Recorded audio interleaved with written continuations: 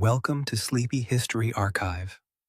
Tonight, we are going to settle very gently into the night world of ancient Egypt. Not the Egypt of giant monuments seen under a hard noon sun, and not only the Egypt of kings and tombs, but the softer Egypt that came after supper, after labor, after the last errands by the river, when the heat began to loosen its grip, and families started preparing for sleep. Sleep is one of the most ordinary things people do, and because it is so ordinary, it can disappear from history. Yet if we pay attention, an entire civilization becomes easier to imagine. We begin to notice roofs that held the day's warmth and then released it slowly into evening air. We notice mats spread on floors, woven surfaces lifted onto low frames, linen folded into careful layers, and the small curved headrests that seem strange to modern eyes, but made very real sense inside their own habits of posture, cleanliness, and comfort. Ancient Egypt lasted for a very long time, and it was never all one place. A worker's village, a farm by the floodplain, a rich urban house, a barracks room, a temple complex, and a riverboat deck did not produce the same kind of night. Wealth mattered, season mattered, position mattered. A cool season could invite one arrangement, a breathless hot night another. The point of this slow journey is not to force every Egyptian into one single bedroom. It is to understand the range of choices people made when darkness arrived and the body asked to be put somewhere safe for a few hours. The sources that survive offer little glimpses rather than one complete answer. Archaeology gives us beds, headrests, linens, houses, lamps, and wall scenes. Texts give us dream books, prayers, household concerns, and the language of rest. Tomb images show attendants preparing beds, setting headrests in place, and bringing linen from chests. Museum collections preserve furniture elegant enough for elites and simple enough to remind us that rest in every age depends on materials close at hand. From these fragments, we can build not a perfect photograph, but a calm and believable room.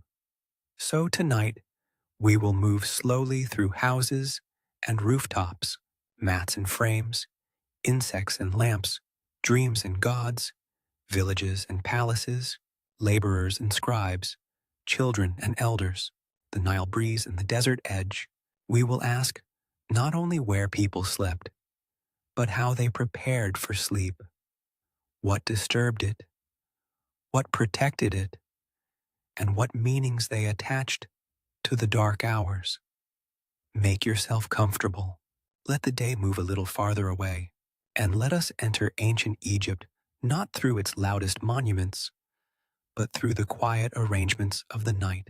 Chapter 1. Evening on the Nile. Let us begin with evening itself, because the first bed in ancient Egypt was often the climate. The country lived by a rhythm of heat and release. Daylight could be sharp, bright, and physically demanding, especially in the hotter months when work under the sun turned every movement into effort. But evening changed the scale of life.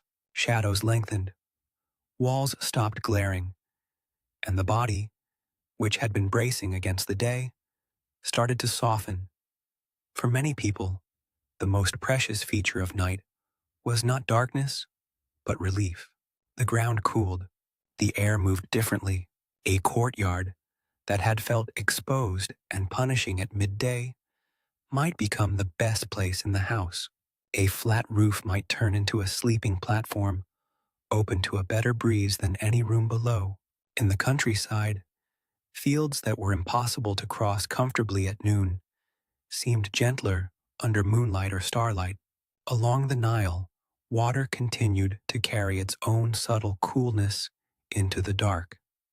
This matters because sleep in ancient Egypt was not imagined, first as a matter of thick blankets and sealed rooms. Much of the time, It began as a negotiation with warmth, house design, linen use, timing of meals, the place of lamps, and the choice of sleeping location all responded to temperature. A bed could be fine and beautifully made, but if the air sat still and hot, the roof or courtyard might still win. Evening also had its sounds. There were the last conversations, the rinsing of bowls, the rustle of reeds, the distant bark of dogs, the slap of sandals, the squeak of doors, the low hum of insects, maybe music in wealthier spaces, maybe a child's protest against bed, maybe the slow quieting of a neighborhood. Night did not fall like a switch. It thickened gradually. Sleep preparation happened inside that thickening. Egyptian nights were not all equally silent. In towns and workmen's settlements, one still heard people moving, donkeys shifting, tools being put away, jars set down, neighbors speaking across small distances. In richer compounds, servants might still be working after the household had withdrawn. On rivercraft, ropes creaked and hulls answered the water. But compared with day, the emotional texture changed. Darkness invited pause, and pause invited ritual. If you had to rise early, as most people did, the evening routine needed practicality. The sleeping place had to be made ready without ceremony, but not without thought. A mat could be shaken, linen could be unfolded, a lamp could be trimmed, a child might be moved inside from a courtyard or onto a roof depending on weather. Food scraps had to be cleared before pests came. Water for the night or for morning had to be left where it could be found in dim light. The Egyptians did not need to write treatises on sleep hygiene to understand these things. Bodies teach their own lessons. A place with breeze is better than a place without it. A raised surface is often preferable to dusty ground. A clean piece of linen feels better than a sweaty one. Too much lamp smoke makes rest uneasy. Mosquitoes are worse near standing water.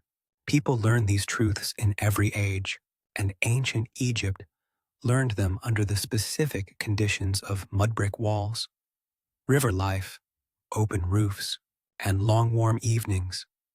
So the story of Egyptian sleep begins before anyone lies down. It begins when the sun lowers and households ask the same question every civilization asks in its own way. Where will the body be most bearable tonight? Chapter 2. Houses, courtyards, and roofs. Ancient Egyptian houses were not all grand, but many were intelligent. Even simple homes had to answer the practical questions of light, dust, privacy, storage, and heat. Mud brick, the great domestic building material of Egypt, absorbed the logic of the land around it. Thick walls could buffer temperature, narrower openings limited glare, interior spaces created shade, roofs offered extra living space, courtyards let air and activity circulate. For sleep, that meant there was rarely just one possible location. In some seasons, an interior room might feel protected and comfortable enough. In others, the same room could seem close and airless, especially if the day had been fierce. Roof sleeping was a sensible response in a warm climate. A flat roof was not an abstract architectural feature. It was usable space. There one could dry things, sit, work, or, on the right night, sleep under moving air. Courtyards, too, mattered. They acted as centers of household life. But after sunset, they could become calmer, softer places. The family knew the house minute by minute in a way modern floor plans do not capture. Which corner kept a little breeze after dark? Which wall stayed hot too long? Which roof edge caught dust? Which place felt safer for children? The answer could change with season, age, and social status. Archaeology gives us house forms, but lived experience fills them in. Imagine a modest home where the day has been spent moving between work and shade. After supper, someone climbs a short stair to the roof, with a rolled mat. Someone else checks whether the wind is too sharp. Another chooses to stay inside because a child is ill, or because an elder prefers the familiar wall at the back of the room. Sleep becomes distributed through the house rather than confined to one chamber. In larger and wealthier homes, rooms could be differentiated more clearly. There might be more furniture, more textiles, more servants, and more space to create private sleeping arrangements. Yet even there, climate kept its vote. A beautiful bed did not erase the practical appeal of cool air. Elite life could improve materials, but it did not abolish weather. The roof also changed the emotional quality of sleep. To lie down beneath open sky, with the slow movement of stars and the occasional call from the dark, is a different experience from sleeping in an enclosed room. Ancient Egyptians, whose civilization observed the heavens carefully and tied cosmic order to daily life, would not have found the night sky empty, even if a person was not thinking philosophically. The sky made sleep part of something larger than the house. At the same time, roofs were not romantic abstractions. They had to be safe enough, swept enough, and orderly enough. Bedding and mats had to be carried up and down. Privacy had limits in dense settlements. Children could not simply be left anywhere. Dust still existed, but the repeated usefulness of roofs in hot climates is hard to miss. A roof did not need luxury to be valuable. It only needed darkness, air, and a body tired enough to appreciate both. When people ask where ancient Egyptians slept, the best answer is often not in a single piece of furniture, but in the whole architecture of choice: room, courtyard, roof, season, rank, and the unending search for a tolerable night. Chapter 3. Mats, beds, and headrests. If the sleeping place varied, the things placed beneath the body varied too. Not every Egyptian had the same access to furniture, and not every night called for the same arrangement. A woven mat laid on a swept surface could serve perfectly well, especially in a hot climate where softness was not the only priority. Slight elevation, airflow, and cleanliness often mattered more than thickness. Mats were practical. They could be rolled, carried, aired, and replaced more easily than large furniture. They suited roofs and courtyards as well as rooms. They also belonged to the broader material world of Egypt, in which reeds, fibers, flax, and woven surfaces turned natural materials into domestic solutions. A mat is humble, but humility and usefulness often travel together. At the same time, Egypt is famous for something less humble: its beds.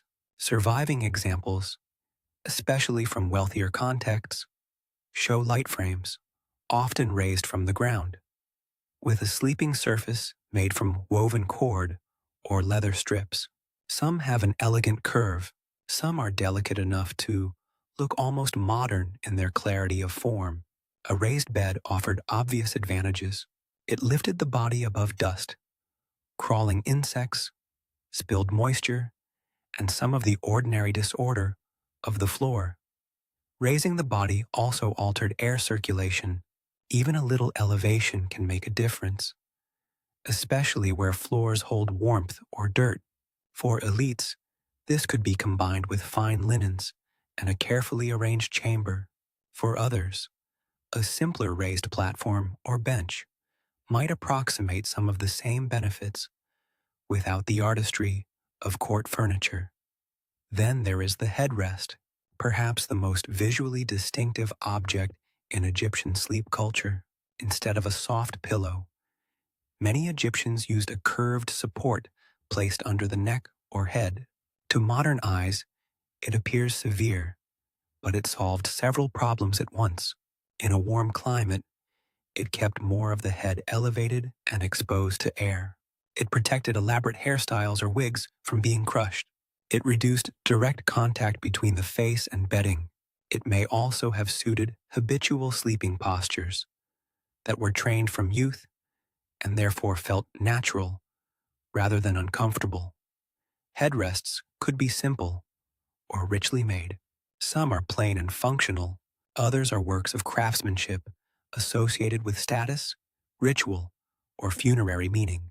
Their presence in tombs reminds us that sleep in Egypt could echo beyond daily life into ideas of protection and rebirth. The head, understood as especially important, deserved support in life and symbolic care in death. We should not imagine that every person lay every night on an elegant bed with a polished headrest. Social range matters. Yet the coexistence of mats, low frames, benches, and more refined beds reveals something important. Sleep surfaces formed a spectrum, not a single norm. Bodies rested where means, climate, and habit met. Comfort itself is historical. Modern people often assume softness is the universal goal. But that is not always true. In hotter environments, with different expectations of posture and different materials, firmness may feel cleaner, cooler, and more stable. The Egyptian bed world reminds us that sleep is cultural before it is luxurious. A person sleeps well not only because a bed is soft, but because it matches the body's learned idea of rest. So in ancient Egypt, a good sleeping arrangement might be a mat on a roof, a woven frame in a shaded room, a child's place beside family, or a high-status bed prepared with linen and a headrest. Different surfaces, same human wish, to set down the body somewhere that made the night easier. Chapter 4. Linen, Clothing, and Night Comfort. No object in Egyptian domestic life feels more naturally tied to the body than linen. Flax was one of the quiet triumphs of the Nile world. Worked into thread and then cloth, it became clothing, wrapping, sails, household fabric, and bedding. Linen touched the skin by day and followed it into the night. At bedtime, linen did several kinds of work at once. It separated body from surface. It absorbed sweat. It provided modesty where people slept close to one another. It offered a layer that could be shaken out, aired, washed, folded, or replaced more easily than a full mattress or thick padded covering.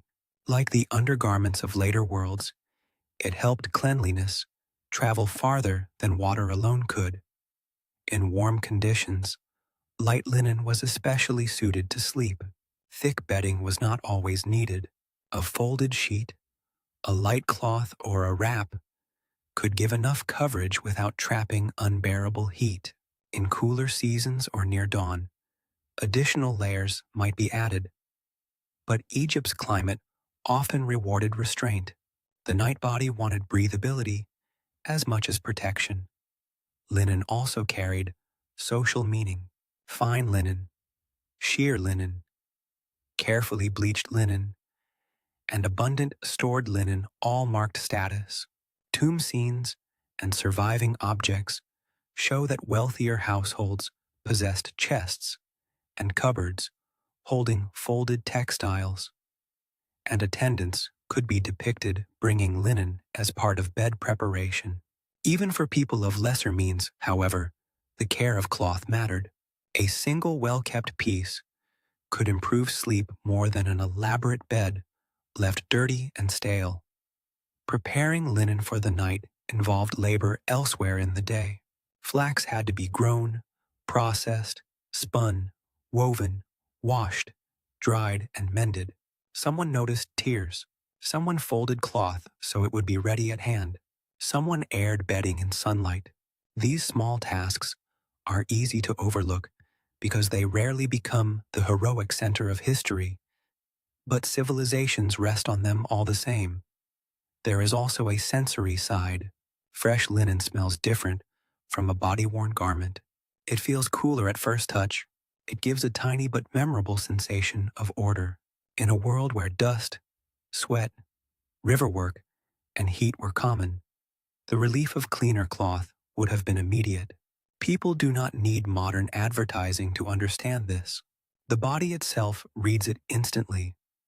For elites and officials, linen nightwear or sleeping cloths could be part of a cultivated domestic style. For ordinary households, night clothing might simply mean loosening or changing garments, covering with a cloth, or lying in lighter dress. The exact arrangement varied, but the principle remained. Cloth mediated between skin and world. Because linen was so central to Egyptian life, it naturally entered ritual language too. Pure cloth, white cloth, carefully folded cloth all carried associations beyond comfort. That does not mean bedtime was a chapter 5. Lamps, darkness, and the shape of night darkness in the ancient world was never total for everyone, but it was far deeper than what most modern people know. Without electric light, the difference between lamp and no lamp mattered enormously. In Egypt, oil lamps and small flames extended useful time after sunset, yet every flame came with cost, care, and consequence. Oil had to be available, wicks had to be trimmed, smoke had to be tolerated, fire had to be watched. For sleep, this created a delicate balance.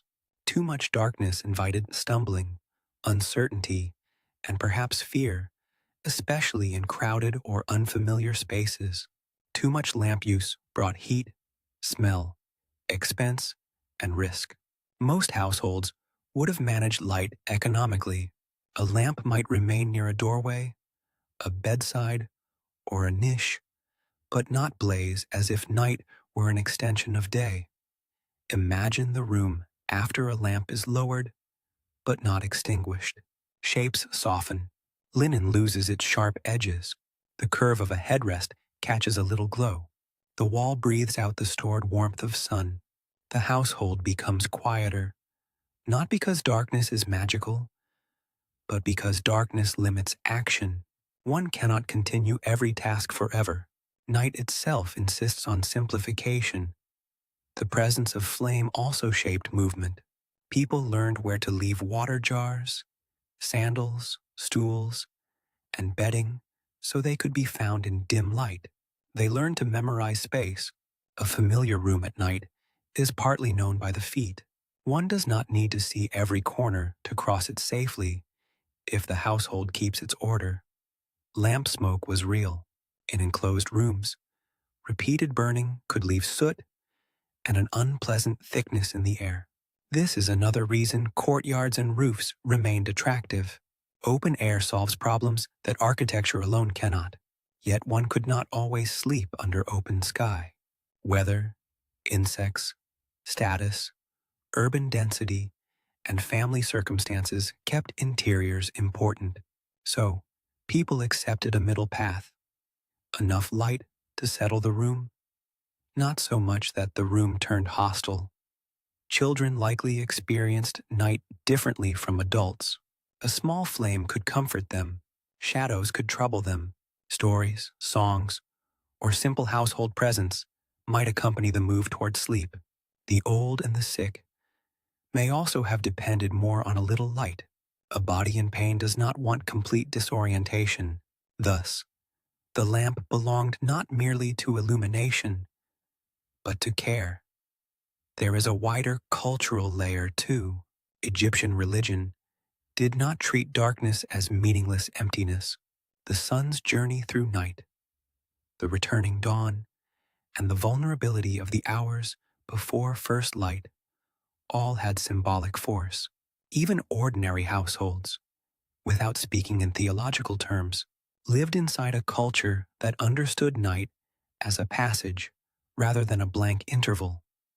To sleep in ancient Egypt, then, was often to choose a small degree of darkness, a controlled dimness, Not blazing safety, not blind blackness, but a measured hush of light, enough to settle a body, enough to find the water, enough to trust that dawn would return. Chapter 6. Insects, Animals, and Small Disturbances. If heat was one of the great facts of Egyptian sleep, insects were another.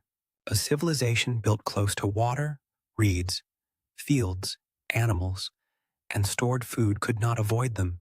Flies, mosquitoes, fleas, and other small night companions were part of domestic reality. We should be careful not to dramatize this into misery at every hour, but neither should we pretend ancient households drifted into untouched stillness. Sleep often meant negotiating with tiny interruptions. The Nile gave life, and life attracts insects. Near marshy areas or certain seasons, mosquitoes would have made themselves known. Their sound alone can disturb rest before any bite lands. Flies belonged more to daytime irritation, but warm nights and household animals blurred boundaries. Fleas followed bedding and bodies. Dust carried its own nuisance. The perfect sleeping environment is rare in any century. What could people do? They could choose elevated beds rather than ground surfaces when possible. They could shake out linens and mats. They could keep food waste away from sleeping spaces. They could use smoke, fans, coverings, or strategic placement within the house. They could rely on architecture, distance from animals, and experience. Much of ancient comfort came not from eliminating a problem forever, but from reducing it enough that the body could surrender to fatigue. Animals within the domestic world complicate the picture.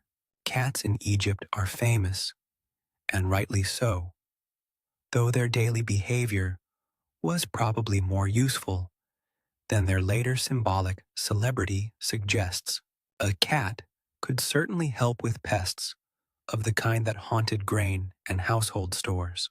Dogs, too, shared living environments, though not necessarily sleeping arrangements as imagined in sentimental modern ways.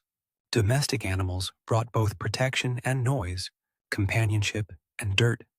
Netting is difficult to reconstruct in ordinary daily use from the archaeological record, but textile solutions to insects are common enough across warm climates that some forms of covering or draping would not be surprising in certain settings. Even without a dedicated mosquito net, as modern viewers picture it, cloth and furniture could be arranged to create partial barriers or to keep the body slightly more protected. Then there is smell. Some plants, resins, oils, or smoke might have been used not only for pleasantness, but because strong scent changes how a room feels in relation to insects. Ancient people were constantly experimenting with what the environment offered, even if their explanations differ from modern entomology. The deeper point is that sleep was active before it became passive. A person did not simply collapse. They prepared a zone, smoother, cleaner, cooler, and less irritating than the chaos outside it. The work of making rest possible is one of the most unglamorous and universal forms of intelligence. It belongs as much to the history of Egypt as writing or stone carving, only on a smaller scale. So when we picture an Egyptian lying down at night, it is worth imagining not a perfect museum reconstruction, but a lived room. The body is tired. The air is better than it was at noon. A lamp is dimming. Somewhere a hand pats the bedding, checks the cloth, swats once at an insect, then again, then finally becomes still. That stillness was earned. Chapter 7. Sleeping richly and sleeping simply. Not all nights in ancient Egypt belonged to the same people. The difference between a palace or elite villa and an ordinary village house could be dramatic. But perhaps the more interesting comparison is how the same human need for sleep expressed itself under unequal conditions. In wealthy homes, sleep could be staged. Furniture was finer, linen was more abundant. Servants or attendants might prepare the room, carry lamps, bring water, fold cloth, or smooth bedding. Decorative elements, painted walls, carved bedsteads, polished woods, and carefully stored chests made the sleeping chamber not only functional, but expressive. The room said something about rank, even while its owner was asleep. Privacy, too, was a privilege. An elite could have more separation from servants, children, noise, and smell. The body of a high-status person might rest on a raised bed with more breathable space around it, inside a chamber organized for comfort and display. The headrest could be more elegant, the linen finer, the oils more fragrant. Even so, climate still reached inside. Wealth softened discomfort. It did not abolish the Egyptian night. In ordinary homes, sleep tended to be collective, flexible, and practical. Family members likely shared spaces more closely. The best sleeping location might shift according to season or household need. A mat could be moved. Children could sleep near parents or siblings. An elder might keep a favored corner. Domestic life, labor, and rest overlapped more openly. Yet closeness also provided security, warmth in cooler times, and a kind of social comfort foreign to modern ideals of separate bedrooms. The workers' village offers one of the most evocative settings for this comparison. At places like Deir el Medina, where skilled laborers lived while working on royal tombs, houses were modest, but not featureless. People slept in a world of tight streets, neighbors near enough to hear, and domestic routines shaped by work schedules and community life. Privacy had edges, not walls. One family's night leaked gently into another's. Servants complicate elite households too. The sleep of the household depended partly on those who went to bed later and rose earlier. Someone cleaned, carried, folded, and managed. Their own sleep may have been shorter, less comfortable, more interrupted. This is an old pattern. Luxury often rests on invisible fatigue. Children also remind us that status did not erase the unpredictability of night. Babies cried in rich houses as well as poor ones. Illness woke everyone equally. Hot weather made all tempers thinner. The elite could answer these things with more resources, but not with perfect control. What changes most across class is not the existence of bedtime, but the margin of ease around it. A poor household might know exactly how to create a tolerable night, yet still be vulnerable to crowding, pests, rough surfaces, and exhaustion. A wealthy household could add cushions, cloth, attendants, and more stable architecture, creating a wider cushion between body and discomfort. Still, we should resist the temptation to sentimentalize poverty or demonize comfort. Both kinds of households were trying to solve the same problem. The difference lay in how much labor, material, and space they could spend on that solution. Sleep reveals inequality very clearly, but it also reveals a shared dependence no rank can escape. Pharaoh and field worker both had to close their eyes somewhere. Chapter 8. The sleep of workers, farmers, and scribes' Egyptian work began early, and early work changes the meaning of night. Farmers, builders, servants, scribes, boatmen, and craftspeople did not drift into sleep whenever they pleased. Daylight was precious, and tasks were often tied to its rhythm. That meant the body entered evening, carrying the memory of labor. For agricultural households, the annual cycle mattered. The Nile's flood, planting, growth, and harvest changed not only work, but fatigue. At certain times, the body would come to bed with a softness born of repetitive physical effort. Feet would know the field before the mind did. Shoulders would sink quickly. A person in such a state does not need elaborate philosophy in order to value a mat and a breeze. Workers on state projects and in organized labor communities lived by another rhythm. Quarrying, transport, construction, and skilled decorative work imposed schedules and hierarchy. The house at night was where bodily autonomy briefly returned. One could remove tools, loosen clothes, sit, eat, talk, perhaps hear a story, then lie down. Sleep in such communities was a restoration of labor power, but it was also one of the few times a person belonged more to self and household than to task. Scribes present an interesting contrast. Their labor was less visibly physical, but still tiring in its own way. Long attention, careful copying, accounting, and administrative work produce another form of fatigue, especially in heat. A scribe's sleep may have come from eye strain, stillness, concentration, and social pressure, rather than muscle ache. Ancient work was varied, and so were the bodies that lay down after it. Children learned these rhythms early. They lived among adults whose days were organized by necessity. Bedtime was not merely parental preference. It was part of household survival. The next dawn came quickly. Water still had to be carried. Grain still had to be processed. Animals still had to be managed. The night had to restore enough strength to begin again.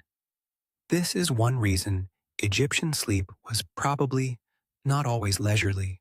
It may have been regular, heavy, and deeply functional. Modern sleep culture often speaks in terms of optimization. Ancient sleep, more often, was simple recovery. Yet within that recovery, there was room for affection, ritual, and belief. Practical life and emotional life never stay fully separated. Labor also influenced where sleep happened. A worker too hot to endure an inner room might choose the roof. Someone returning late from the river might sleep nearer the entrance. Those who rose before dawn might prefer easier access to the household's first tasks. Convenience grows out of repeated motion. A sleeping place becomes good, partly because it fits tomorrow morning. So the bed, mat, or roof was only the last stage of a longer story. Before the body rested, it had harvested flax, pushed boats, counted grain, carved stone, washed cloth, nursed children, carried jars, or watched accounts. Ancient Egyptian night should always be imagined with the day's labor still present in the muscles. Rest was not decoration at the edge of life. It was the condition for continuing life at all. Chapter 9. Children, Elders, and the shared night children reshape every domestic night. Wherever adults think they have organized a stable sleeping order, children alter it with growth, fear, illness, dreams, hunger, warmth, and attachment. Ancient Egypt would have been no different. Babies needed holding. Small children needed reassurance. Older children learned gradually where they belonged in the sleeping geography of the household. In a modest home, children probably slept near adults for reasons both practical and emotional. Supervision is easier. Space is limited. A child's distress is quickly answered. Shared sleep also reflects ancient assumptions about household closeness. Separate rooms for every age are rare luxuries in most of human history. Night made family life physically visible. The elderly bring a different set of needs. Habit becomes stronger with age. A preferred sleeping position, a familiar wall, a certain level of light, easy access to water, and freedom from drafts could matter more than for younger adults. Pain or frailty turns the sleeping place into a care environment. Others in the household notice how long it takes someone to lie down, whether they wake often or whether they need help standing in darkness. Illness sharpened all these concerns. A feverish child on a hot night needed air but not too much exposure. Someone with a cough might suffer in a smoky room. A wounded or weak elder might need the gentler height of a bed rather than a mat on the floor. The sleeping place could shift quickly from ordinary rest to improvised treatment room. This reminds us that ancient Egyptian domestic intelligence was situational. Families were always adjusting. A healthy adult might normally sleep on the roof, but come inside when a storm threatened or when a child was frightened. Someone who usually preferred darkness might accept a lamp if a sick relative needed watching. Sleeping arrangements formed a moving map of care. There is tenderness hidden in these practical adjustments. History preserves kings and grain tallies more readily than the moment when a mother checks whether a child has kicked away the linen, or when an older sibling is told to sleep nearer the door because the baby is restless. Yet those moments may tell us more about the emotional truth of ancient life than many formal inscriptions. Children also carried beliefs about night, stories of gods, protective amulets, and household prayers would have shaped how darkness was interpreted. The edge between everyday domestic instruction and spiritual reassurance is often thin. A child frightened by dreams might be soothed with both affection and ritual. The family night, then, was not silent uniformity. It was layered. One person was already deeply asleep. Another turned over. A child mumbled. Someone rose for water. An elder sighed. A lamp flickered. Beyond the wall, a neighbor coughed. Ancient households slept together in many senses at once, physically near, economically bound, and emotionally entangled. To understand Egyptian sleep fully, we must include these intimate negotiations. Sleep is not just furniture and climate, it is dependence, and dependence is where home becomes visible. Chapter 10: Temples, Purity, and Sacred Quiet. Religious life in Egypt did not stop at sunset. Temples had schedules, rituals, and guarded spaces. Priests followed forms of purity and discipline that shaped daily rhythms, including when and how bodies were washed, clothed, and withdrawn from ordinary life. Even if priests did not all sleep within temple precincts in the same way, sacred institutions gave the night a distinctive texture. A temple at night must have been a remarkable atmosphere. Enclosed courtyards cooling slowly, stone holding day's warmth, a few controlled lights, the silence of spaces that by day received processions, offerings, administration, and labor. Sacred architecture changes darkness. A narrow domestic room and a temple hall do not produce the same kind of silence. The latter is larger, more formal, almost architectural in its hush. Priests concerned with ritual purity would have paid close attention to bodily preparation, clean linen, washing, shaving in some contexts, and ordered conduct belonged to temple service. The sleeping body, though ordinary, could not be entirely separated from these ideas. Rest for a person tied to ritual duty had to fit a schedule of cleanliness and readiness. Temples also housed personnel of different ranks: guards, attendants, singers, craftsmen, scribes, and administrators all contributed to the life of the institution. Their nights varied by role. Some would have gone home. Others remained in or near the complex. Thus, the temple night included both sacred stillness and practical occupancy. There is another layer: the temple as a place where cosmos and daily life met. Egyptian religion linked order, repetition, and renewal. The coming of dawn was not merely a natural event, but a reaffirmation of stability against danger. To sleep within reach of such symbolism, whether physically in a temple setting or culturally under its influence, is to inhabit a night already charged with meaning. Dreams could also blur the line between sleep and revelation. Certain cultures of the ancient Mediterranean later developed explicit practices of sleeping in sacred spaces for divine guidance.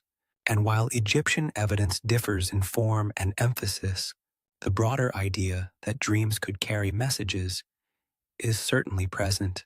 Night was a threshold, not an empty interval. Even outside temple walls, ordinary Egyptians lived among protective images, amulets, invocations, and household piety. Gods who guarded home, childbirth, thresholds, or the dead could hover around the emotional meaning of night. Darkness was not just the absence of work. It was a time when vulnerability became obvious and therefore invited protection. So the sleep of ancient Egypt cannot be reduced to biology. It had a religious horizon. The body lying still could be only a tired body, of course, but it could also be a body entrusted briefly to divine order, watched over by symbols and habits larger than itself.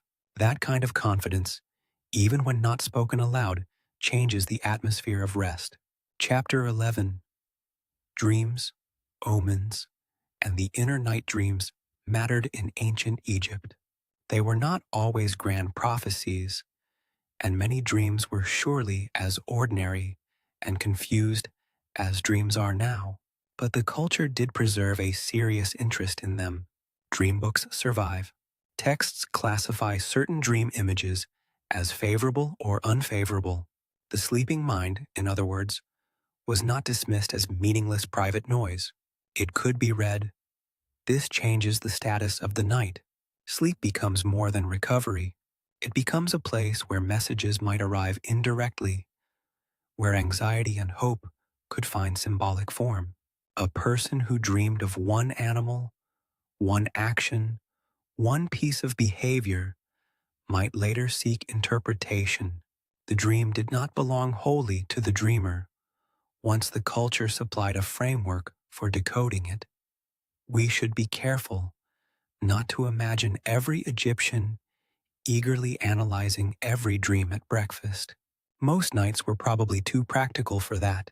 Yet even the possibility that dreams mattered affects how sleep feels. The boundary between sleeping and waking grows thinner. The dark hours are not simply blank. They are populated by signs.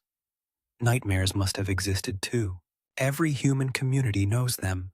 Heat, illness, grief, fear, and memory all feed the sleeping mind. A society with strong symbolic language around dreams could make bad dreams feel heavier, but it could also make them more manageable by giving them names, categories, and responses. Protective practices belong here.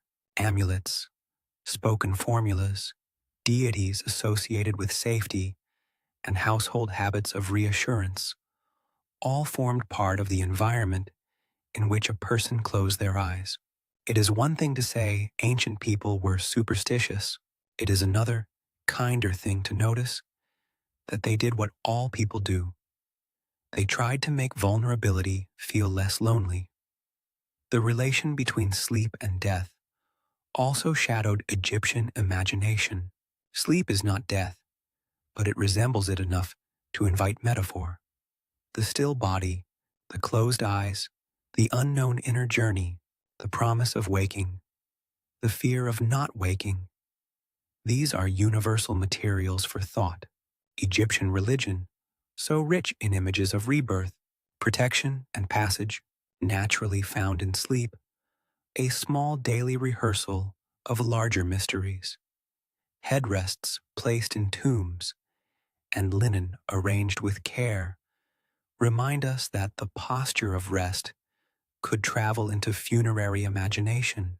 A proper support for the head, a proper wrapping, a proper orientation These things belonged to both domestic and eternal settings, though in different ways.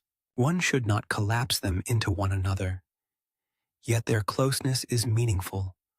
So when an Egyptian lay down and expected to dream, the night was not empty territory. It was a region that could contain warnings, blessings, nonsense, memory, and divine hint. That does not make ancient sleep exotic. It makes it familiar. Many people still go to bed carrying a question into the dark, hoping the mind will do what waking thought could not. Dreams gave the Egyptian night a second life beyond the bed itself. While the body rested on mat, frame, or roof, the inner traveler went elsewhere, and culture waited nearby with interpretations ready. Chapter 12. River Nights, Travelers and Watchmen. The Nile never fully slept. That may be too poetic, but it is true enough to keep. Water moves, boats creak, moorings hold and strain. Riverbanks collect late activity and early preparation. A civilization built along a river develops a nightscape in which transport, fishing, guarding, and quiet movement continue after sunset. To sleep near the Nile was therefore to sleep near a living sound. The water itself might soothe, but it also carried voices, animal calls, insect life, and practical danger. One does not fall into the same quality of sleep beside a river as in a sealed interior room. The body half listens. Weather shifts are felt sooner. Smells from mud, fish, damp rope, reeds, and cargo shape the air. Boatmen and travelers knew a different kind of night from settled households. A deck, a bank, a temporary mooring, or a simple riverside shelter offered rest without complete domestic protection. Bedding had to be light and mobile. A mat, cloak, folded cloth, or bundle could become a pillow. One slept with one ear open for command, weather, or theft. Guards and watchmen represent another category of almost sleep. Their labor was to resist the full surrender of the night. At gates, granaries, workshops, temples, or estates, someone had to remain partly awake so that others could rest more fully. This is another ancient asymmetry. Sleep is communal, and some people protect it by giving up a part of their own. The desert edge changes the picture once again. Away from the thick domesticity of the river valley, the night could feel wider, cooler, more exposed. Travelers or workers near the desert margins faced stronger temperature shifts. The roof that was comfortable in town might be impossible in wind. A fire might matter more. Ground hardness became more noticeable. Silence could become immense, rather than gentle. Yet for all these variations, ancient people were extremely skilled at making temporary sleeping worlds. A folded textile, a known posture, the lee side of a wall, a boat awning, a familiar companion nearby. Such things can create rest, even in unstable settings. Human beings carry sleep practices within them, like portable architecture. For Egyptians, whose civilization linked the Nile with continuity and life itself, the river's night presence was probably both ordinary and profound. One did not need to say so aloud. The water was simply there, as essential by night as by day, shaping the horizon of rest. Some slept hearing almost nothing but a household. Others slept with the river in the background, like a long, unending breath. It is easy to make ancient Egypt stand still in the imagination, as if history were a museum room with no air in it. Night on the Nile corrects that mistake. Things moved. People waited. Boats arrived. Guards paced. Dogs barked at shadows. Someone wrapped a cloth tighter and tried again to sleep. The civilization remained alive after dark, just at a lower volume. Chapter 13. The Quiet Ritual. Before bed to fall asleep comfortably, a body often needs a small sequence before bed.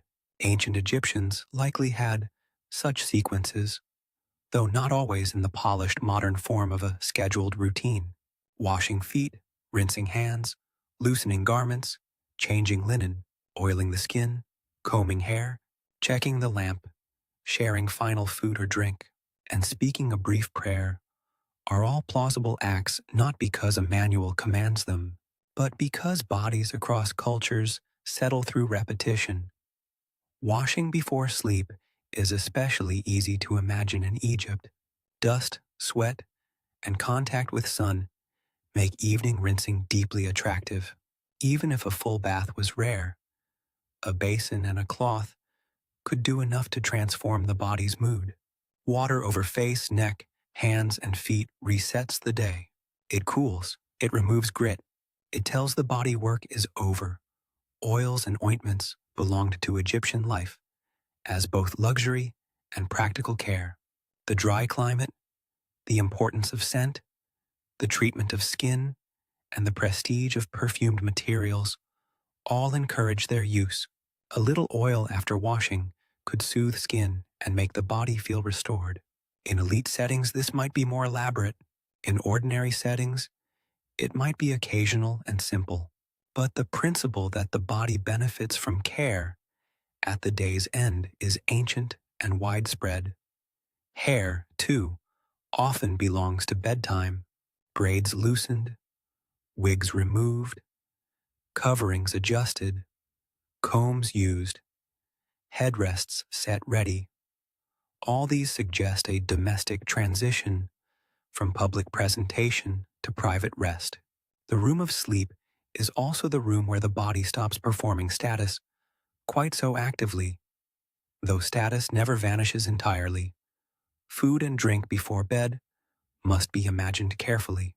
Heavy eating late could discomfort the body, but laboring people often needed nourishment in the evening. Bread, beer, onions, dates, vegetables, fish, or leftovers might still be part of the transition toward sleep. The body went to bed not as an abstract mind, but as a digestive creature. Warmth, fullness, thirst, and fatigue all interacted. There may also have been spoken habits, blessings, reassurances to children, invocations for protection, or simply the ordinary final words that close a household. We often forget that speech is part of bedtime architecture. The last voice one hears shapes the emotional edge of sleep. What makes a routine powerful is not grandeur, but repetition. The same order repeated across many nights teaches the body trust.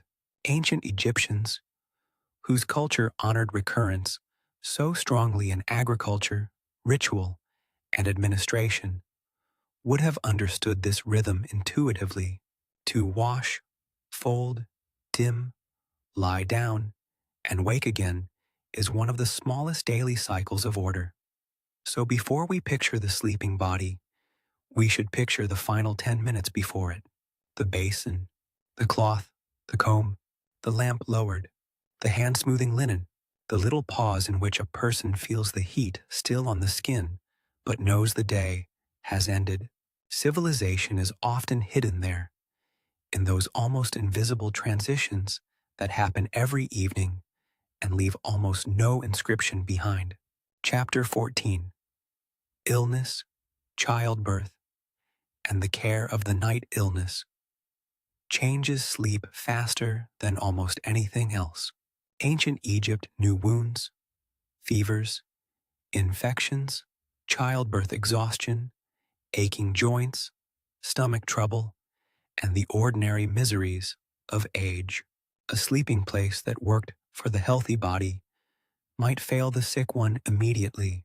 Too much heat, too little light, rough bedding, insects, smoke, and distance from water all become more serious when the body is weak. This is where the household reveals its practical compassion. The sick are moved, propped, cooled, covered, watched, and sometimes isolated gently from the busiest parts of the house. A better ventilated room might be chosen. A bed rather than a mat might be preferred if it is easier to rise from or easier to attend. A child might sleep elsewhere for a night, so an adult can keep watch. The domestic map is redrawn around vulnerability. Egyptian medical texts show a civilization very interested in observation, remedy, and symptom. Even if many treatments combine practical and magical elements in ways unfamiliar to modern medicine, that same combination likely shaped the sick room at night. A person might receive a poultice, a prayer, a clean cloth, a whispered invocation, and a cup of water within the same hour. Care is rarely pure theory. It uses everything available. Sleep itself becomes medicine. The household wants it to come because a restless patient drains everyone. Yet pain resists sleep. Heat resists sleep. Fear resists sleep. Ancient people knew this too well. They must have recognized the difference between ordinary tiredness and the exhausted wakefulness of someone who cannot become comfortable. Pregnancy and childbirth belong partly here as well. Recovery after birth required bedding, cloth, fluids, and attention. The nights around childbirth are among the most labor-intensive in any household.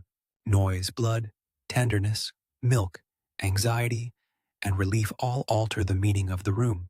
Egyptian domestic life, like all domestic life, depended heavily on women, whose own rest was often interrupted by the care of others. There is a sadness hidden in the archaeology of beds and linen. Every calm object may once have served a body in distress. A headrest could support a fevered neck as well as a healthy one. Linen could comfort the dying as well as the sleeping. A lamp could guide a caregiver through the room, while everyone else tried not to wake. This does not make the ancient night grim. It makes it complete. Real sleep history must include the nights when sleep did not come easily. Those nights teach us what comfort really means. Comfort is not merely luxury, it is the successful reduction of suffering. Ancient Egyptians knew how precious that reduction was, because they lived closer to bodily vulnerability than most modern people wish to imagine. So the sleeping arrangements of Egypt were not fixed systems. They were adaptive acts of care, the household that could make space for pain, fever, age, and recovery understood sleep at its deepest level, not as passivity, but as protection. Chapter 15. Smell, air, and the feeling of a room. The room in which one sleeps is not only visual, it is also olfactory. Ancient Egypt had its own smellscape. River mud, drying reeds, warm stone, baked brick, dust, oil, bread, beer, smoke, skin, animals, woven fibers, and in richer settings, incense and perfume. Sleep occurred inside this mixture, not outside it. Smell can comfort as much as trouble. The scent of a familiar room tells the body where it is. The smell of clean linen or fresh oil suggests order. Bread baked earlier in the day may linger gently into night. A cool clay jar releases a faint earthiness. These are not unpleasant at all. Domestic smell becomes part of home. Yet smell could also burden sleep. Smoke from lamps or hearths, stale air in enclosed spaces, animals too near, waste too close, and the heavy residue of a hot day could make a room feel thick. This again explains Egyptian attention to ventilation, roofs, open spaces, and the use of fragrant substances, incense, unguents, oils, and aromatic plants occupied both sacred and domestic life. In elite settings, these could be luxurious. In humbler settings, even simple herbs or fresh materials might alter a room's mood. Scent is one of the cheapest ways to persuade the mind that a transition has occurred. Day smells of labor, night should smell at least a little different. The body, too, contributed its own scent.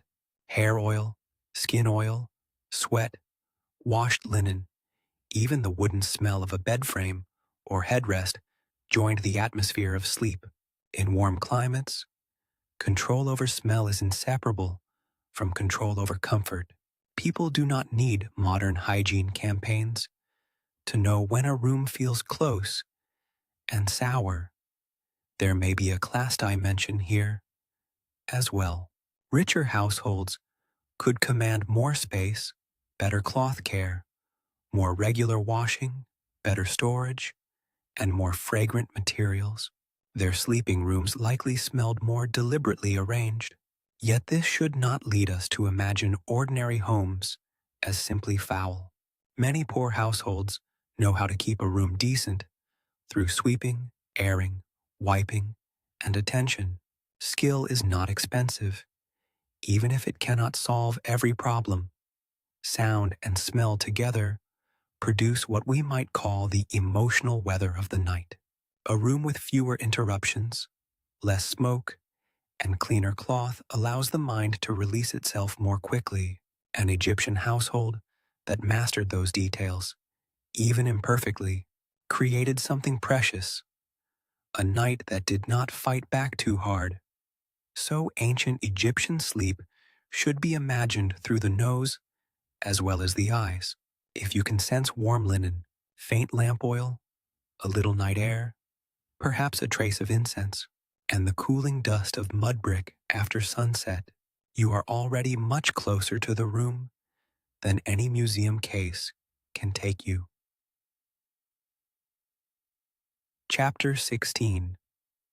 Seasons, Flood, and the weather of sleep. Egyptian nights changed with the year. Climate is never static, and the Nile's annual cycle organized the whole civilization. Flood, planting, growth, harvest, and the changing textures of heat and humidity all affected sleep. The place that felt ideal in one month might feel wrong in another. During the hottest times, roofs and courtyards gained importance. The trapped warmth of interior walls could become oppressive. Night clothing had to stay light. Bedding needed to breathe. A headrest might be preferred to a softer support simply because it kept the head exposed. Sleep on such nights may have been lighter at first, arriving fully only after the deepest heat eased.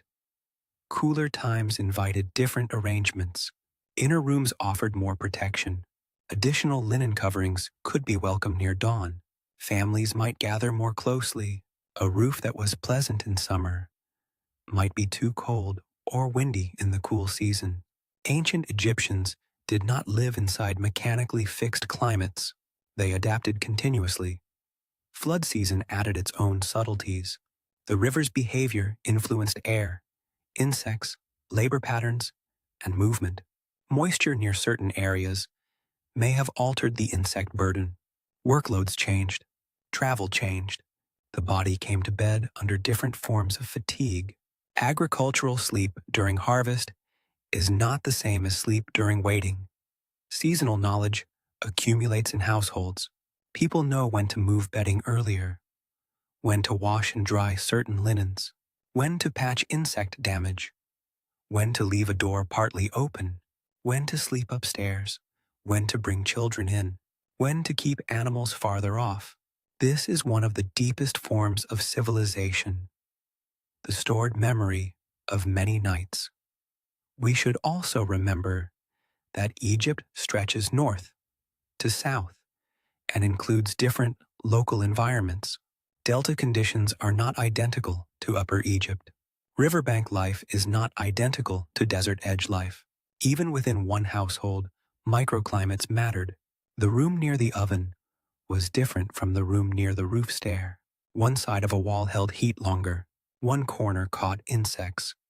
Seasonality teaches humility to architecture. No house solves climate once and for all. It only provides options. Ancient Egyptian sleep relied on those options, used intelligently. A house was a kit of possibilities, and night selected among them. This makes Egyptian domestic life feel very alive. The home was not static furniture under a static sky. It was a responsive system, always tuning itself to warmth, wind, dust, moisture, and human need. Sleep sat at the center of that tuning, because sleep is where climate becomes intimate. The weather is not outside anymore. It is on your skin, in your breath, under your linen. To think seasonally about ancient Egypt is to think more truthfully. No one simply slept in Egypt. They slept in flood time, in harvest time, in hot season, in cool season, under one kind of wind or another. The night was always local, and the body always knew where in the year it lay. Chapter 17. Waking in the night and sleeping again. Often imagine ancient life as if everyone woke once and slept once. But human sleep can be more varied, especially in societies without electric light. It is possible that many Egyptians experienced the night in segments or interruptions, rather than in one perfectly unbroken block. Children woke. Adults woke to urine, thirst, heat, noise, or care responsibilities. Watch shifts existed. Domestic animals stirred. A lamp might need tending. This matters because the ideal of sleep may not have been uninterrupted silence for 8 identical hours. Ancient people often accepted waking as part of the night. The question was not whether one ever woke, but whether one could settle again. A familiar room, a known routine, and manageable discomfort make return to sleep easier. Short waking moments also create opportunities for thought and prayer. A person looking at the stars from a roof, listening to a child breathe, or lying awake under a little residual heat may not have treated wakefulness as a crisis in the modern sense. It was simply part of night. Only when anxiety, pain, fear, or heat persisted too strongly would wakefulness become suffering. Workers who rose before dawn make another case.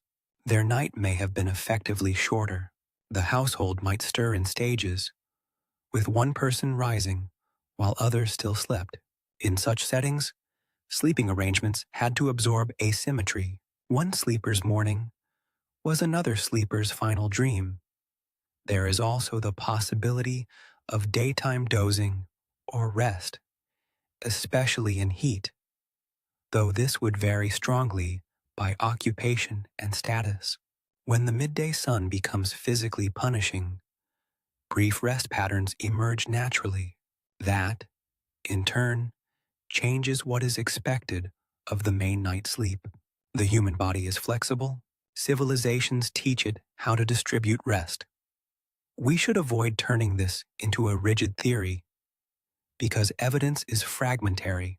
But the modern assumption that every healthy night is one continuous silent ribbon may not fit ancient realities very well. Egyptian sleep was likely practical, tolerant, and adjusted to household rhythm rather than measured against a universal standard. This flexible understanding makes the ancient night feel kinder. If you woke, you were not failing sleep. You were still in night. The stars were still overhead. The lamp could be checked. Water could be sipped. A child could be settled. The mat or bed was still yours. Sleep had not been lost. It had merely loosened and might return. For a channel like ours, built on slow histories, this is a lovely thing to imagine. Ancient Egypt did not demand perfection from sleep. It only asked that night and body meet often enough, gently enough, for life to continue with dawn.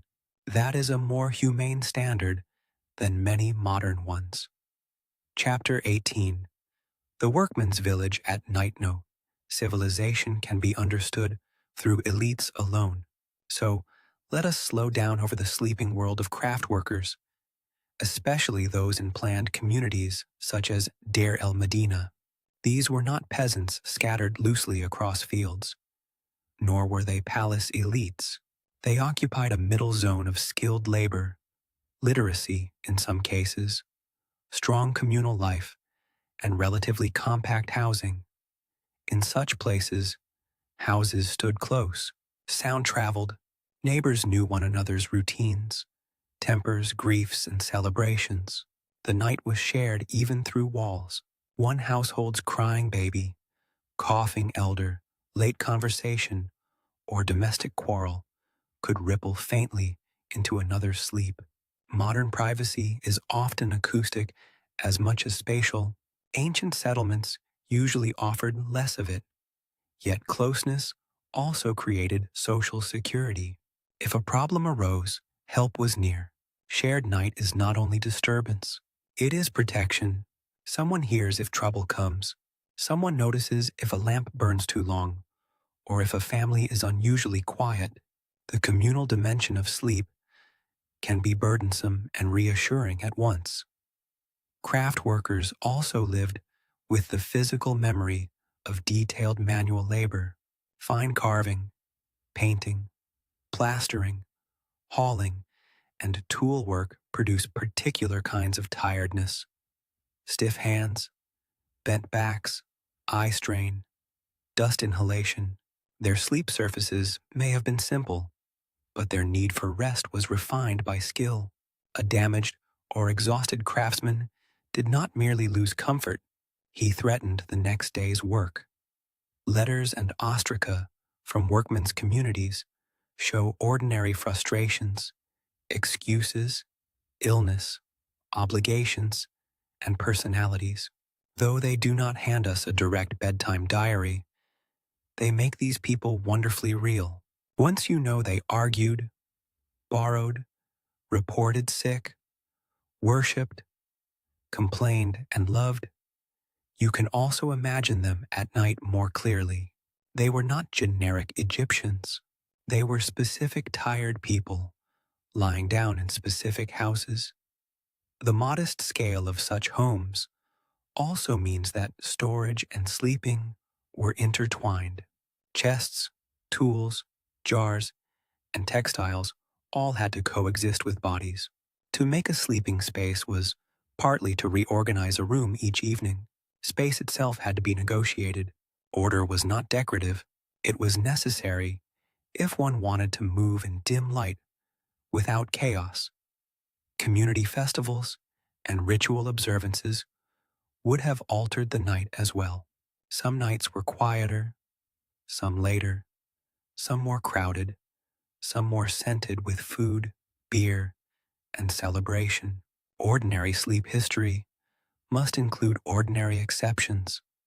So the worker's night in ancient Egypt offers a beautiful corrective to abstract history.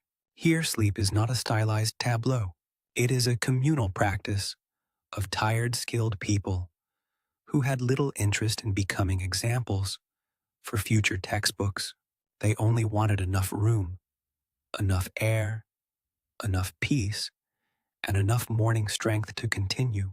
That modest aim has sustained more civilizations than glory ever did.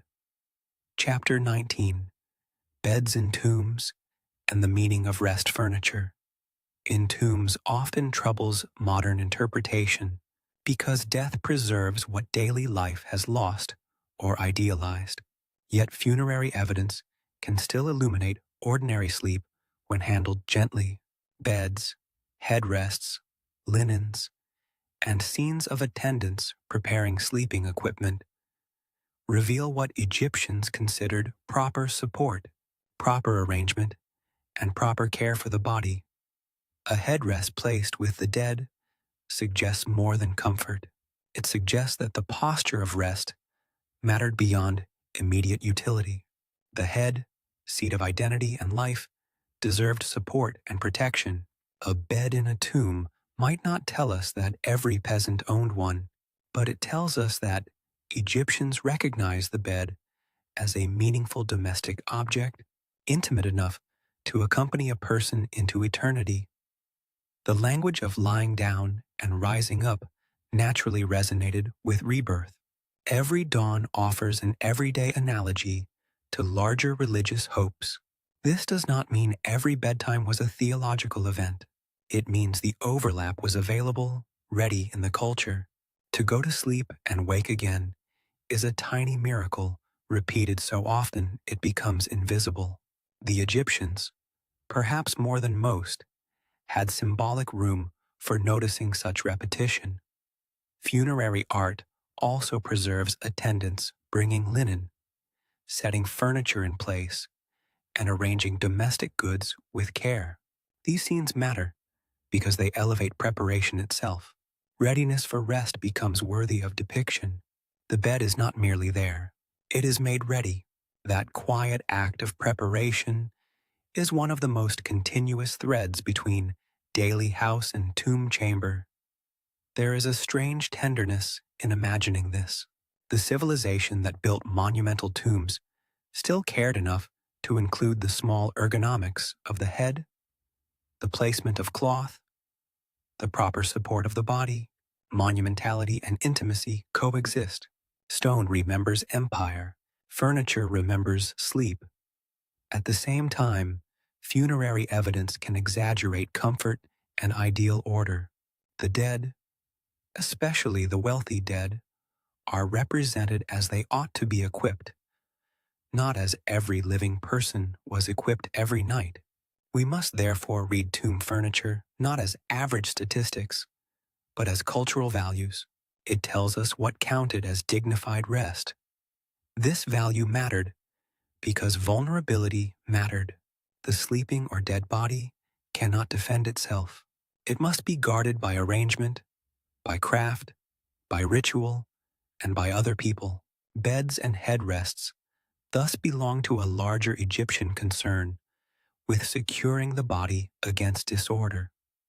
When ordinary people lay down on simpler surfaces, they were not imitating tombs. Both were drawing from a broader shared understanding of what it means to settle a human form properly, support the head, separate the body from dirt, provide cloth, create order, protect through the night. These principles move easily between palace, cottage, and tomb because they arise from the body's quiet demands. So funerary beds help us think about ordinary beds, not by giving us averages, but by revealing importance. Egyptians considered rest important enough to symbolize, preserve, and sanctify. That is worth taking seriously. Chapter 20. Evening meals and the body at rest. Food and sleep are close relatives. In ancient Egypt, evening meals likely varied by class, region, and labor demands. But bread and beer, vegetables, onions, fish, dates, and other common foods formed the background of daily nourishment. What one ate and when shaped the feeling of the body at night. A hungry body does not sleep comfortably. A body that has eaten too much or too heavily may also resist rest. People learn this empirically long before anyone writes dietary advice. The evening meal therefore matters as part of the architecture of sleep. It is not separate from the bed. It prepares the bed. Beer deserves a brief pause here. Egyptian beer was a staple beverage with nutritional importance, not simply an intoxicating extra in the modern sense. Its role in daily life means that evening drink could relax, nourish, and hydrate in culturally normal ways, though, as always, excess would bring its own discomfort. To imagine Egyptian night without drink is to miss an important domestic element. To imagine it as constant drunkenness is equally false.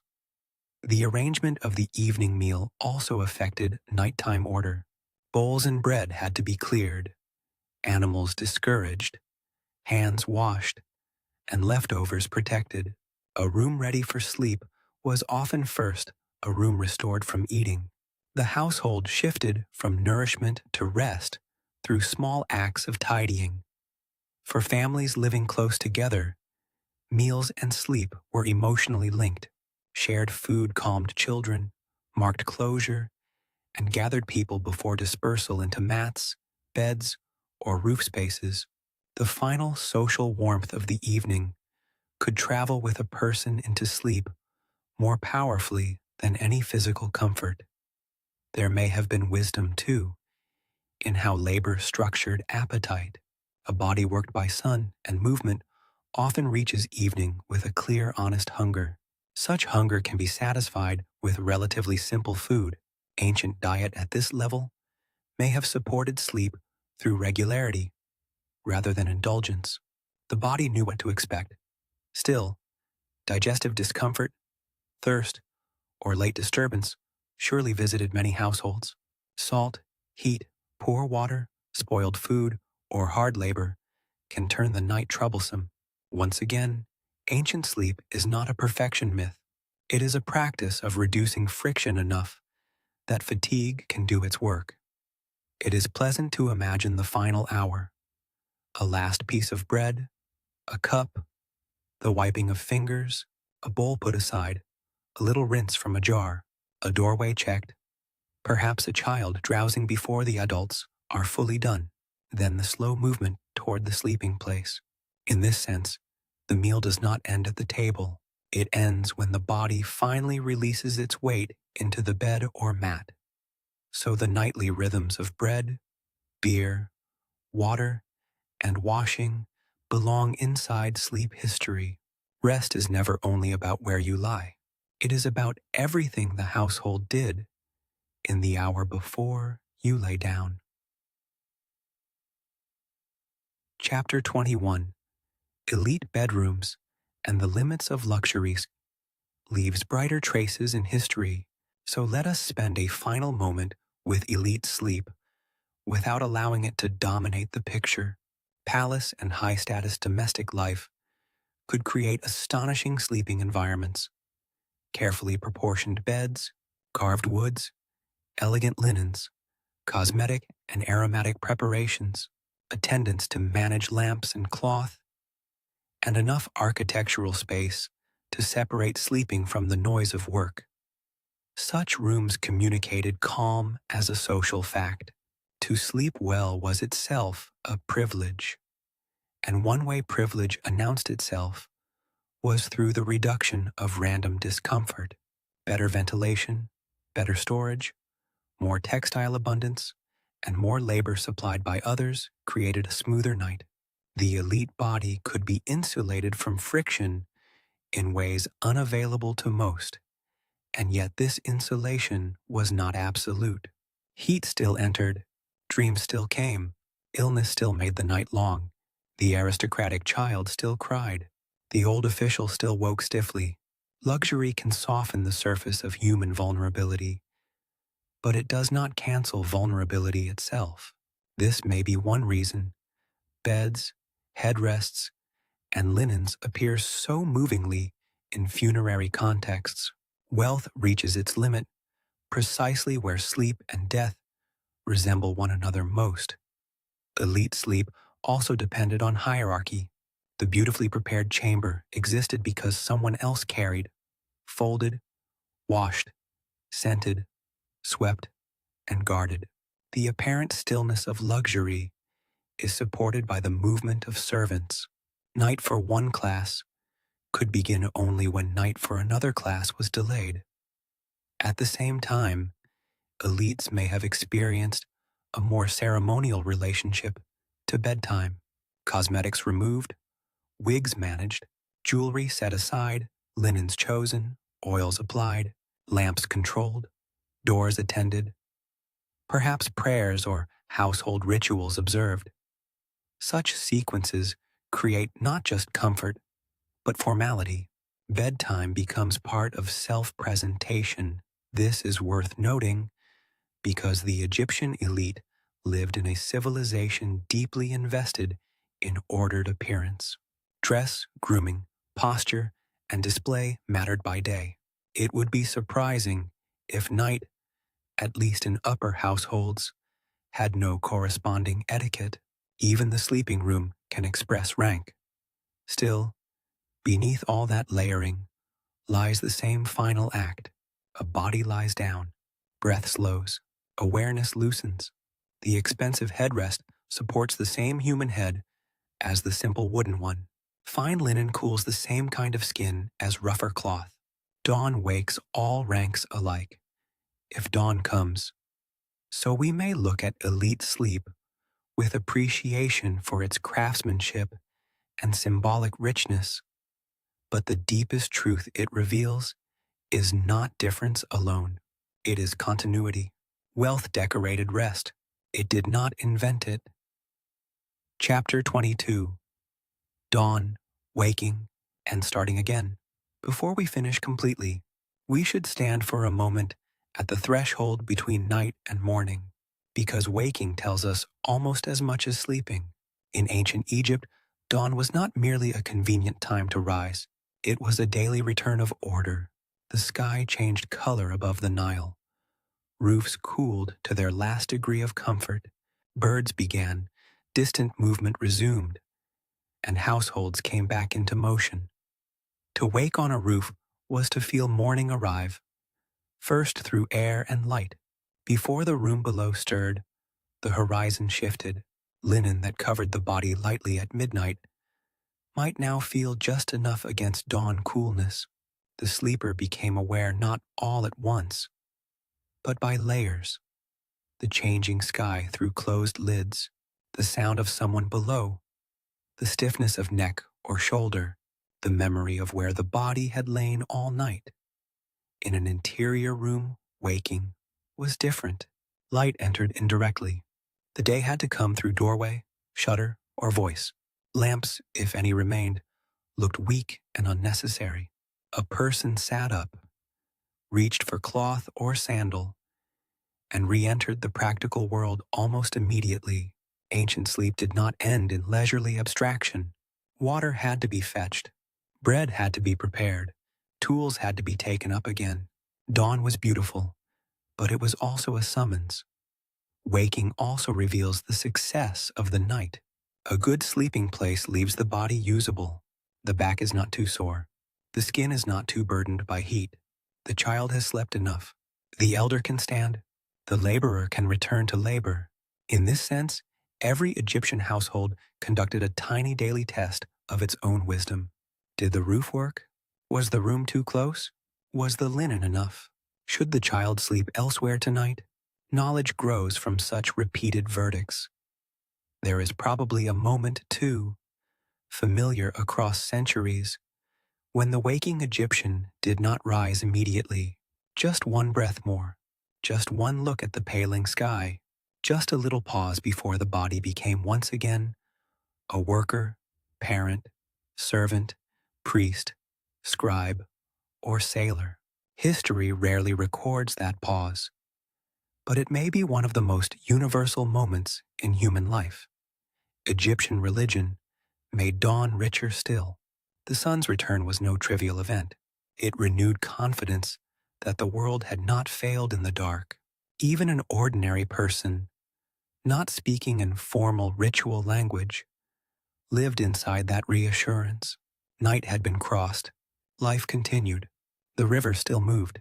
The house still stood. The body had returned to itself.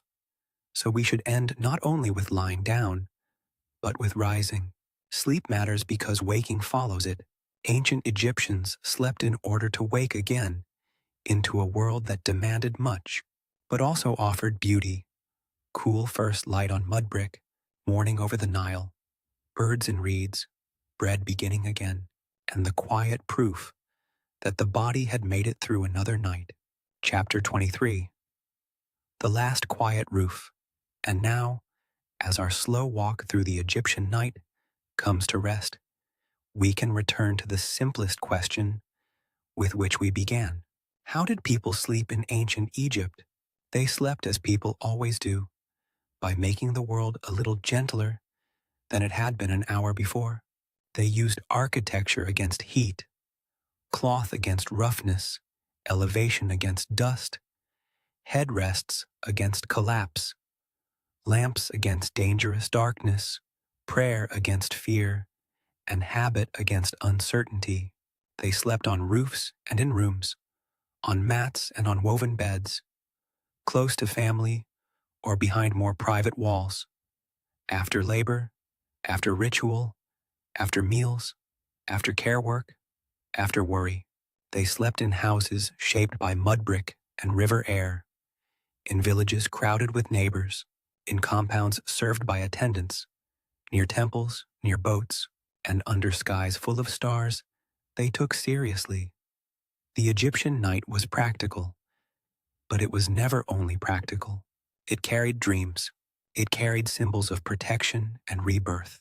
It carried the smell of oil, linen, bread, and warm dust. It carried the sounds of the river, the cough of a neighbor, the call of a night bird, the scratching insistence of insects, the small intimate noises of family life continuing, even as consciousness dimmed. What survives in museums and texts are fragments: a bed, a headrest, folded linen in a scene, a dream book, a painted room, a workman's house, a servant bringing cloth.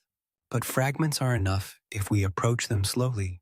Put together, they show a civilization intensely aware that the body needs care in darkness just as much as in daylight. Perhaps that is why sleep history feels so calming. It lowers the voice of the past.